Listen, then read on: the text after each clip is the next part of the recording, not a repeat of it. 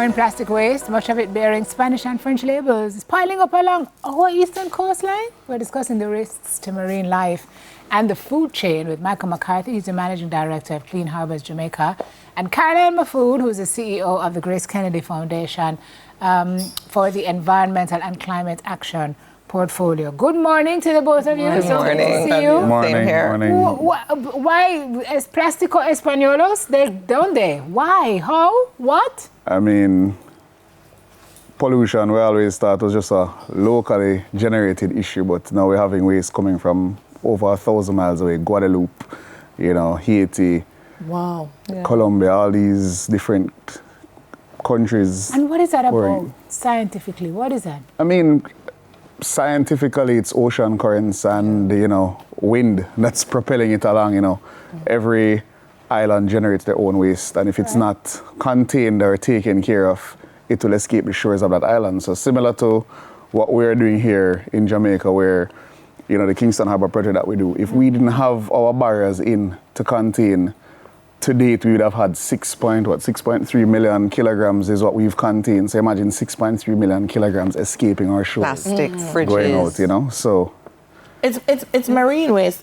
How difficult, or why does it make it particularly difficult to deal with once it enters our waters? Well, so, it's not marine waste. It wasn't generated in the ocean. It's just waste generated. It's a slang thing, Plastics don't break down. They're not biodegradable. So years to come, the plastics are going to continuously be in the stream. When they do actually break down, you have them turn into microplastics and other stuff that then seep into your foods. The fish eat it, the turtles eat it, all the marine organisms. Everybody loves to eat seafood, especially in the islands, right? And you're going to start consuming the same waste that you're throwing out. It's going to get right back into your food stream. So we're walking around with a lot of it right now. We are. Carol, did you just put plastic and fridges in the same sentence? Yes, I did. Seeing everything. Everything. At Sandy Gully, where we have our largest barrier, it's 800 feet long, we could take out 30 fridges a day comfortably. No, that's not stuff. Yeah, Man, I kind of wonder where all these fridges come from. Seriously. I don't know if quartz have a leak or a spinner. But that sounds like a potential for a business. People replace and just throw away, no? Yeah. I mean... So what's happening, I think, a lot of times is people hire trucks to take their old fridges and their stoves and their couches. We have a full couch. Yeah, man, we do. Down at Sandy. I'm saving it all to build a whole house of waste. Oh my God. But these truckmen are supposed to take it to Riverton and dispose of it there. What they do is they drive up Jack's Hill, they go to this spot, to a gully, and they just dump it. Because they've been paid already, and they don't really care and think about the impact once it's in the gully. What difference has the Kingston Harbour project made? Significant difference. As Michael said, we've prevented over 6 million kilograms of waste. That's over 13 million pounds of waste, plastic and all kinds of garbage from going into our harbour, into our mangrove, and into other islands. Because in the same way that waste comes here, ours will go there. So, and then we're seeing the harbour kind of coming back and getting some more life. It looks a lot cleaner. When you fly into Jamaica, you're not seeing plastic floating everywhere. So it's having a big difference. Yeah. I think most people in their head just think aesthetically. They don't think about the damage that it's going to cause. Michael, for something like this that we're seeing, how does it affect marine life and the marine environment? All right, so everybody likes to eat fish, right? It's one of the go-to for islanders. And I mean, just imagine purchasing a lovely snapper meal and you cut it open. If you could scan that fish, put it under, not even microscope, just regular, just to look at it, you would find entrails of plastics lined within its stomach. We have fishermen catching fish that have stuff trapped in them. It's not just about the plastics and the stuff that are discarded on the shore. You have fisher folk, people that go to all them little outgoing vessels, the keys and stuff that go out on the private boats that throw away garbage.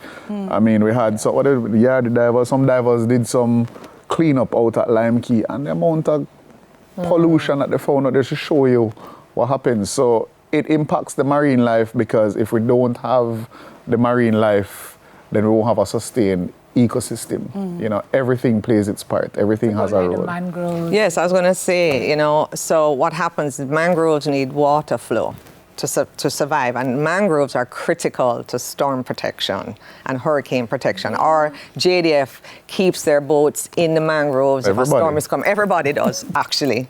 But that's what protects us and protects our harbour, and the rest of the island. So when we're polluting it and killing the mangrove plants, it's devastating for us. We're at higher risk of worse impacts if we don't keep our mangroves clean. So that's one of my little secret dreams, is I really would like us, now that we're preventing the waste from going in, I'd love to do a massive cleanup of the mangroves as well, so that we can really get them healthy. So like a phase something, Carol. Something is in the works. I mean, we're trying to manage our own waste, but I when know. something like this comes in from other countries, Michael, what do we do? I mean, do we send it back to them and say, listen, control your weight? What do we do? That's probably the easiest start, right, to send it back. But similar to what we are doing here, our project that we have, the Kingston Harbour project, is living proof that our concept works. You know, it's no longer just a vision, it's reality, and everything now makes sense. So what we're doing here can be replicated. So, you know, I would implore or urge that the bodies that have, you know, the jurisdiction, the power, can reach out to these other islands where you're seeing the pollution from. You know, environmental bodies here can reach out to them to explain to them what we're seeing here, to find out what do they have in place. If they have nothing in place, then I mean, we have something here that can be replicated. They can benchmark from us. Right, it can be replicated. Carline, GraceKennedy is a leading entity in the region, across the world as well. What about the role of a corporate entity like yours reaching out to you know, significant players in other markets to spearhead? That's a great suggestion, and it's definitely something we can look at for sure, because I think the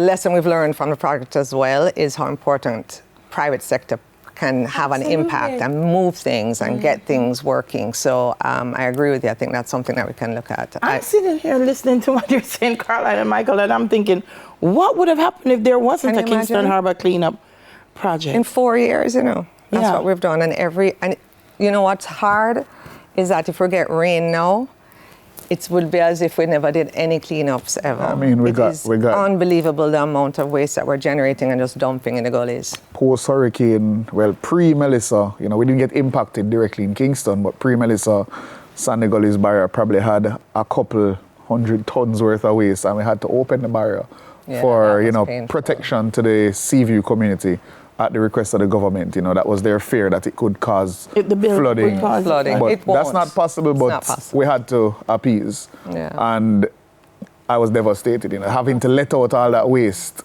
I was like, a month later, I'm seeing the same level of waste, and I'm saying, this don't make no sense. So that's happening in every island. Well, that's not true. There are islands that are actually cleaner. And have good laws. It's enforcement, because we went to Barbados and it was spotless. And they have serious enforcement. Lots of fines in Barbados. Like they even want to spit gum. Because I know when you go to Canada, I mean, my sister doesn't allow me to go into the kitchen because I'm going to put the wrong thing in the wrong bin. And she's not going to pay for that. So is that something that we probably need to 100% here? 100%. That can be self-taught though. You can practice that at home, just separating your waste properly. That's what she's asking. Yes. Right. Well, that's then what once it leaves the home, you know, and then once it leaves the home, that's when the enforcement takes place. I mean, in other countries, if the garbage truck pulls up and your green bin has stuff that the black bin stuff, they're not taking your garbage, you know, you're stuck with the garbage. And we're not talking about next week, they will penalize you, get fined. But we generally also have a garbage collection problem. That's the root of the problem. And I keep saying our island, and Kingston in particular, is too small to not be able to solve it. We know where all the hot spots are. We know what to do.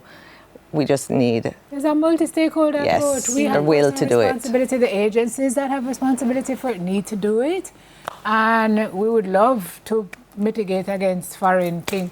I mean, we definitely love foreign things in Jamaica, but we don't need to Not get that. attached No, to. we don't want that. We're not interested. I mean, you can't bury off the whole island as much as it would Yeah. sound No. good. So what do we do now, guys? as So we wrap? I think for that particular situation, community groups there need to figure out, do the cleanup, and I think NEPA will get involved as well and be able to kind of categorize where the waste came from. I think the next step, ideally, would be for our government entities or our government to contact the other islands where the waste has come from to say, we need to really think through what you're doing and how we can together stop preventing our waste from going all over the place. I mean, that's a midterm type activity. It's not an immediate fix, but that's really what needs to happen. And as we said, the model, when we started this project, we wanted it to be something that could be duplicated elsewhere. I mean, our goal next is to go to Montego Bay. We want Montego Bay to get sorted out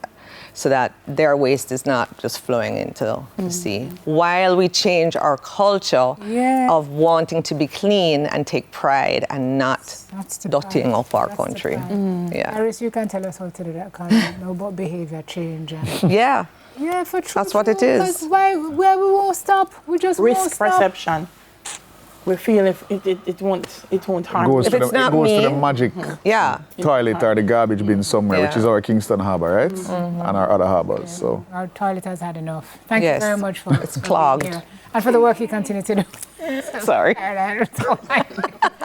Wow, Michael couldn't help McCarthy, Managing Director of Clean Harbours Jamaica, and Carline Mahfood, who's the CEO of the GraceKennedy Foundation. Thank you, folks. Thank After you. the break, where we're heading, ladies? We're going from protecting our shores to reaching for the stars. We have 2 young Jamaican women taking part in a global space mission. Wow.